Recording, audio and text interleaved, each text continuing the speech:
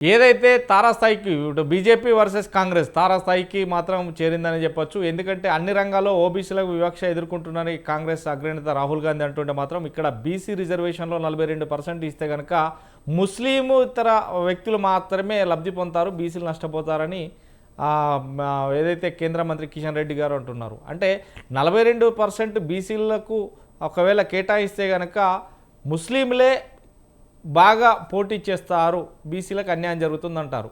కానీ బీజేపీ మాత్రం ఎక్కడ చేయకపోయినా మేము తెలంగాణలో కావచ్చు, కర్ణాటక కులగణనలు చేసి పంపించాము, ఇదే రకంగా కాంగ్రెస్ ప్రాంత పార్టీలలో మేము చేస్తాం ఖచ్చితంగా ఆ రాష్ట్రాల్లో అని చెప్పేసి కాంగ్రెస్ పార్టీ చెప్తుంది.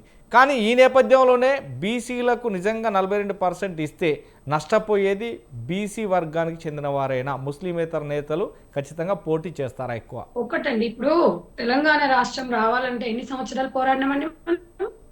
దగ్గర దగ్గర దాదాపు ఒక 60 సంవత్సరాలు. ఇప్పుడు ఒక బీసీ 42% రిజర్వేషన్ అనేది భారత్ జోడో యాత్రలో భాగంగా రాహుల్ గాంధీ గారు తీసుకున్న నిర్ణయం. మనము ఎక్కడైతే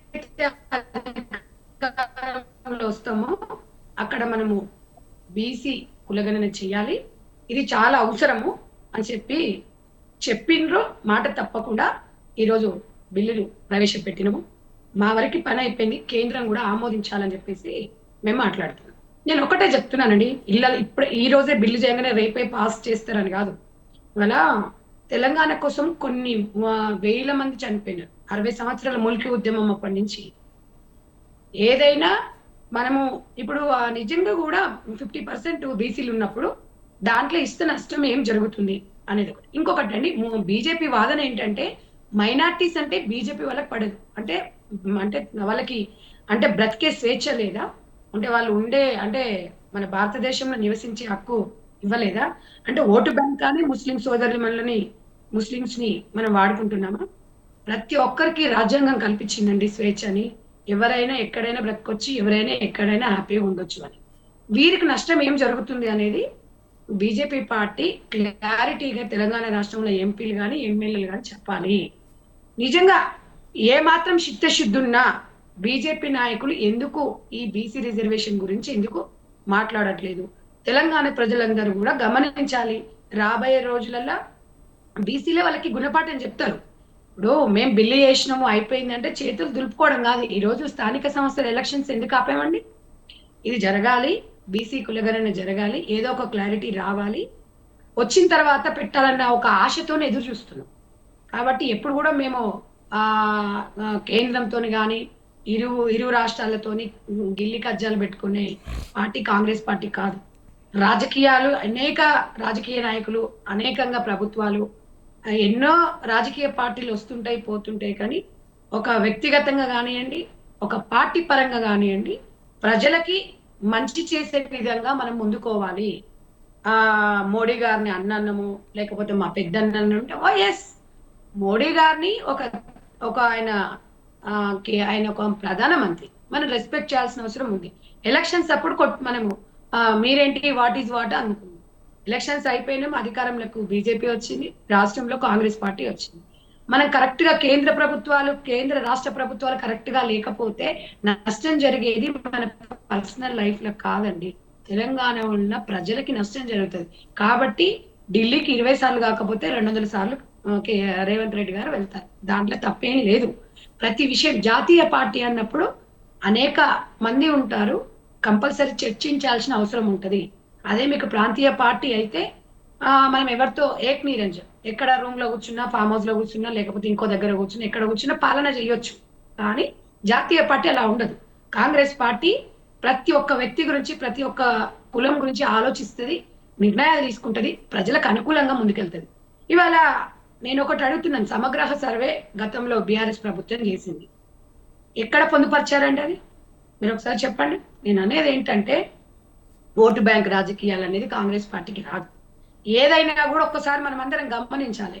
బీసీల కోసము ఓటుగా వాడుకుంటాం, మా బీసీ అని చెప్పేసి మనం వాడుకుంటాం. అలా కాదు, మనం మాటలలో కాదు చేతులలో చూపించాలని చెప్పేసి రాహుల్ గాంధీ గారు చెప్పారు. మేము ఒకటే అడుగుతున్నాం, బీఆర్ఎస్ పార్టీ 42% బీసీ రిజర్వేషన్ ని స్వాగతిస్తుందా లేదనేది వారు చెప్పాలి. సో మేమనేది ఏంటంటే బీజేపీ పార్టీ కూడా బీసీల మీద కపట ప్రేమ చూపిస్తారు. మేము అందరికీ న్యాయం చేస్తాం, మేము అదే చేస్తాం అన్నారు. మీరు ఇచ్చిన మొన్న మీ నాయకుడు కూడా, మరి తెలంగాణ రాష్ట్ర అధ్యక్షుడు కూడా ఓసీకి ఇచ్చారు. బట్ మేము తప్పు పట్టట్లేదు. మీ అది మీ పార్టీ, మీ ఇష్టం. మేము కాదంటలేదు. మేము మా విషయానికి వచ్చినప్పుడు తెలంగాణ ప్రజలు మిమ్మల్ని గమనిస్తున్నారు. మా దగ్గరకు వచ్చినప్పుడు రెడ్డి ఇక్కడ సీఎంగా ఉంటే పిసిసి బీసీగా ఉన్నారు. ఒక ఒక అధ్యక్షుడిగా మల్లికార్జున ఖర్గే గారు అందరికీ న్యాయం చేయాలి. మొన్న మీరు చూసిన బీసీ కులగణన ఆధారంగానే మన పిసిసి కార్యవర్గం కూడా 68% బీసీలకు ఇచ్చింది. ఒకసారి మీరు చూడండి. మేము ఏదో రాజకీయం కోసము ఓటు రాజకీయాలు చేయాల్సిన అవసరం లేదు. మనం చూసుకుందాం. ఒక్కసారి బీసీ కోసం ఉద్యమాలు చేసే వాళ్ళు ఉన్నారు. ఎంతో మంది బీసీల కోసం చేయనియండి, తప్పే ఉందండి. మనం తప్పే ఉంది. ఇప్పుడు ఉమ్మడి ఆంధ్రప్రదేశ్ ఉన్నప్పుడు 32% బీసీలకు రిజర్వేషన్ కల్పిస్తే, ఇదే బీఆర్ఎస్ ప్రభుత్వం వచ్చిన తర్వాత 18% ఇచ్చింది. అదే బీసీలను అందరిని తీసుకొని మహారాష్ట్ర అందరు ఎమ్మెల్యేలను తీసుకొని కేసీఆర్ గారు వెళ్ళారు.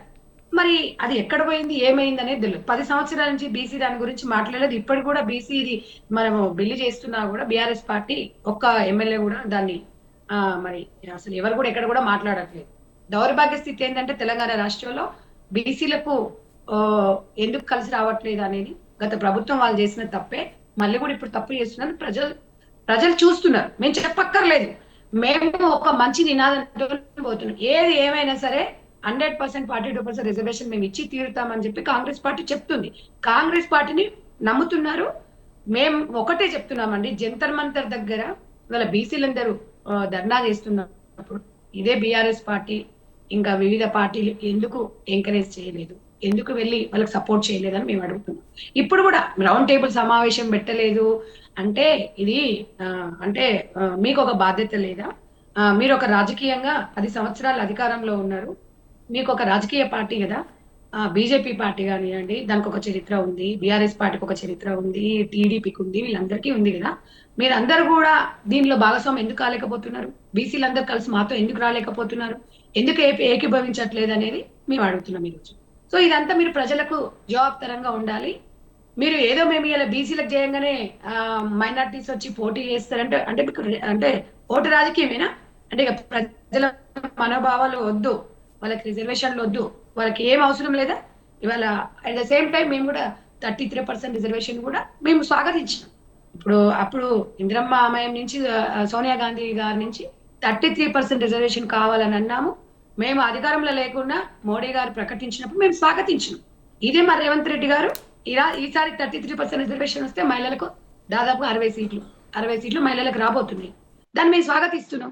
మేము ఖండించట్లేదు కదా. కాబట్టి పార్టీలు అనేది మనం పుట్టిన తర్వాతనే వచ్చాయండి. రాజ్యాంగం అనేది కూడా మనమే రాసాం. దాన్ని పొందుపరుచుకొని ప్రజలకు అనుగుణంగా జనాభా సంఖ్య ఆధారంగా ముందుకెళ్ళాలి. గతంలో ఎట్లా పరిస్థితులు ఉన్నాయి? ఒక వార్డ్ నెంబర్ గెలవాలంటే 10 లక్షలు కావాలి. ఒక సర్పంచ్ గెలవాలంటే 50 లక్షలు కావాలి. ఒక కౌన్సిలర్ గెలవాలంటే ₹1 కోటి కావాలి. మరి గతంలో అలా లేదండి. 10 years బ్యాక్ అలా లేదు. ఒక ఎమ్మెల్యే గెలవాలంటే 60-70 లక్షలు ఫుడ్కు, వాళ్ళ ఖర్చులు, వాహనాలకు దానికి సంబంధించి ఉండే. ఇవాళ ఎమ్మెల్యే గెలవాలంటే 50 కోట్లు. ఎలాంటి పరిస్థితి వచ్చిందండి? ఇవాళ ఎలాంటి రాష్ట్రం ఎంత వెనుకకెళ్ళిందండి 10 సంవత్సరాలకు ముందు? మీరు ఒకసారి చూడండి సార్.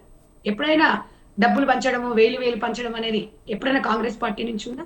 ఇవన్నీ మనము ఒక్కసారి ఆలోచించుకోవాలి. ఆలోచించుకొని ప్రజలకు అనుకూలంగా పార్టీలు పోవాలి తప్ప స్వంత లాభాల కోసం పార్టీలు నడపడం అనేది నీటి బుడగలు లాంటి వాళ్ళు. వీళ్ళందరూ మాకు చాలా అనుభవం ఉంది. మీరు చాలా శాతం చెప్తారు కాంగ్రెస్ పార్టీలో రెడ్డి ఉంది, రెడ్డి రాజ్యం నడుస్తుంది అంటూ. బీఆర్ఎస్ పార్టీ గత ప్రభుత్వం ఉన్నప్పుడు రెడ్డిలే ఉన్నారండి. అది కూడా ఒకసారి చూసుకోండి. ఏదేమైనా కూడా బీసీలకే మేము న్యాయం చేస్తున్నాము అనే విధంగా మన పిసిసి కార్యవర్గమే నిదర్శనము. కాబట్టి తప్పకుండా ఎవరు అనకపోయినా 100% మేము దాని గురించి ఎంతైనా ఫైట్ చేస్తాం. ఎవరితోనైనా ఫైట్ చేస్తాం. 100% రావాల్సిందే. మనం తెలంగాణ రావాలి 60 సంవత్సరాలు పట్టినప్పుడు మేము స్టార్ట్ చేసి ఒక 3 months కూడా కాలేదు. దాన్ని మనం అందరం కలిసి రావాలి. అప్పుడు నిజంగా కూడా ఎవరు మేకప్ వేసుకున్నారు, ఎవరు మేకప్ వేసుకోలేదు, ఎవరు ఏందనేది తెలిసిపోతుంది. నిజంగా వీళ్ళు నిజమా కాదా, నిజంగా వీళ్ళు బీసీల మీద ప్రేమ ఉన్నట్టు నటిస్తున్నారా అనేది. మరి కవిత గారు స్వాగతించిండ్రు కదా, ఆమె బీఆర్ఎస్ పార్టీ ఎమ్మెల్సీ గారే కదా. మరి అదే బీఆర్ఎస్ పార్టీ ఎందుకు స్వాగతించలేదండి? స్వాగతించాలి కదా మరి బీసీల కోసం. నేను అనేది ఏంటంటే రాజకీయ వ్యూహంలోనే మాట్లాడదాం. మనకు పర్సనల్ విషయాలు అవసరం లేదు. కాబట్టి కాంగ్రెస్ పార్టీ అనేది పెద్దన్న పాత్ర వహిస్తది. కాంగ్రెస్ పార్టీ ఎజెండా ప్రజలకు అనుకూలంగా ముందుకుపోతది తప్ప, స్వలాభాల కోసం కాంగ్రెస్ పార్టీ చెయ్యదు. ఇలా గిరిజనులు, హరిజనులను అందరినీ కూడా ఒక తాట్ మీదకి తీసుకొచ్చింది కాంగ్రెస్ పార్టీ. ఇలా రిజర్వేషన్ కల్పితే ఎస్సీ, ఎస్టీలకు రిజర్వేషన్ కల్పించింది ఎవరండి? స్థానిక సంస్థల్లో 50% రిజర్వేషన్ కల్పించింది ఏ పార్టీ అండి? రాజీవ్ గాంధీ గారు చేశారు. ఈ 50% రిజర్వేషన్ పరంగానే నేను ఈరోజు స్వతంత్ర టీవీలో వచ్చి నేను మాట్లాడగలుగుతున్నాను. కాంగ్రెస్ పార్టీలో ఒక అధికార ప్రతినిధిగా చేసి ఒక జనరల్ సెక్రటరీగా ప్రమోషన్ వచ్చాను. కాబట్టి ఇవన్నీ మనం సత్యాలు చెప్పుకోవాల్సిన అవసరం ఉంది. కాంగ్రెస్ పార్టీలో ఏ కులమైనా ఎదగొచ్చు, ఎంతటి వారైనా ఎదగొచ్చు. ఆ స్వేచ్ఛ అనేది కాంగ్రెస్ పార్టీలో ఉంది.